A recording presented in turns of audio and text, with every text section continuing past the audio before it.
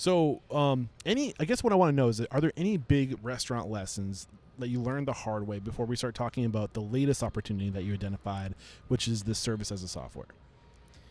Yeah, I'd say it's really not even just restaurants. It's any business. People, you have a pretty good idea of who people are. Yeah. Pretty quick normally, right? And restaurant's a people business. Obviously, there's a lot of people. I mean, people say that thinking like there's a lot of people in it, but all businesses are people business. It's about the right people, and it's about finding people who want to be there for the right reasons and investing in those people and trying to develop them as much as you can. So that's something that I think as you get, for people who are somewhat analytical, somewhat technical, it's easy to get buried in the nuts and bolts. I think the emotional intelligence is a kind of flip side of that coin, and how are your people delivering those results, right? So like there's only so much you can do structurally. You've got to develop people to understand the programming so they can execute on that. Got it. That's a lot. You got to understand people so you can develop the programming for it. So you got to help those people understand it. They've got to understand the programming. So when you talk about the programming, because you just dropped a lot, specifically, what are you referencing? What are you referencing? Well, so every business has a program, right? And like, what is your program? What's important to you that your servers deliver to your clients, and why? Or your cooks? What's important about the way we plate our food or the way we source our food, and why? Propositions. Like, what are you doing? Yeah, So, What is the ultimate proposition for our business, and do our people understand that, and do they understand how you want them to deliver? So so I think I understand better now. What you're saying is you got to start with who's the end user, who are the people, and then reverse engineer and say, how is this going to relate to them? Yeah, how are we going to get them to buy in to what this model is that we've created through all this efficiency? And generally, how do you get people to buy in? Communication, I think. Okay. I think everybody wants to be a part of something. Yeah. Right? Inherently. I mean, most people are inherently good. The vast majority of people are inherently good. There's a small segment of people who are going to find a way to get it done no matter what. There's a very, very small segment of people who, no matter what you do, they're not going to contribute.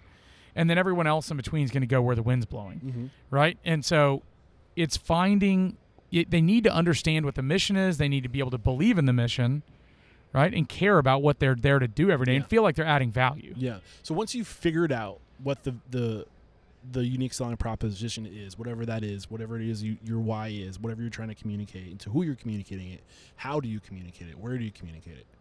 Well, so I think everything is about.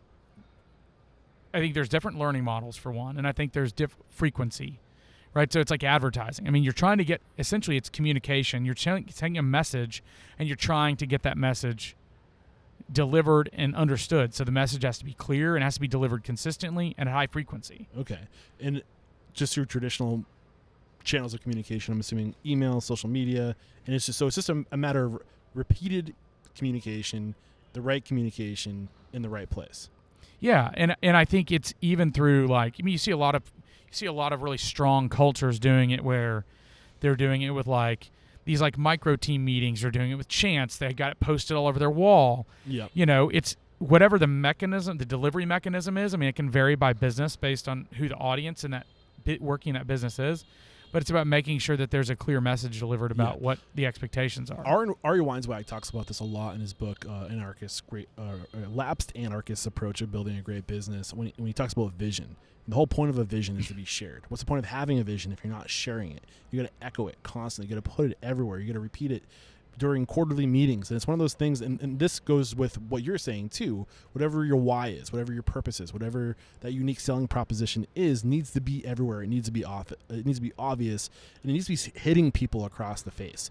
And this is one of the reasons why I always repeat Restaurant Unstoppable's mission is to inspire, empower, and transform the industry. You'll hear it later on. It's because things need to be repeated so people know why we're here, right? Yeah, I love that.